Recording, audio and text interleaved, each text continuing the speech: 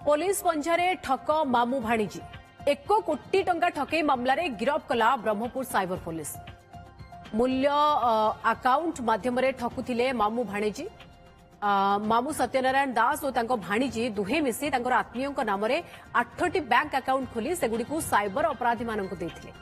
Account माध्यम देशर विभिन्न राज्यर निर्दोष लोकंकु ठकी निया टंका जमा और ट्रांसफर करा जाउथिला।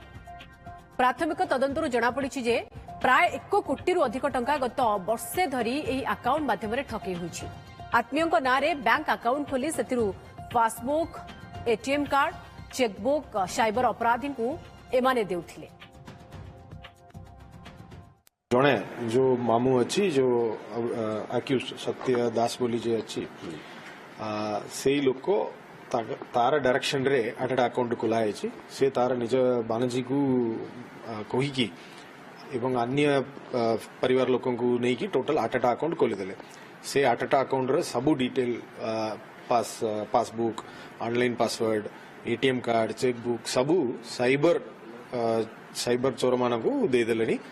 ता द्वारा साइबर चोर माने से अकाउंट रे टंका पकईकी से माने लेयरिंग करिकी जोटा अकाउंट रू अकाउंट जंप करिकी जो करूचंदी से माने सेटा को लेयरिंग तापरे से माने कोटी ना कोटी सेटा विड्रॉल करूचंदी।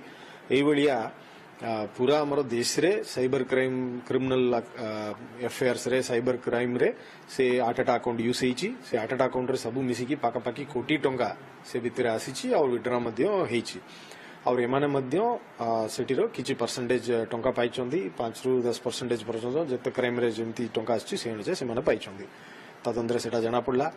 और एई मामला रे बहुत साइबर क्राइम पोर्टल जोटा ऑनलाइन अछि सेटिरो सबू प्राय 8टा स्टेट रे अन्य अन्य राज्य रे से एफआईआर रिपोर्ट हेची किंबा साइबर क्राइम ऑनलाइन पोर्टल रे भी रिपोर्ट हेची।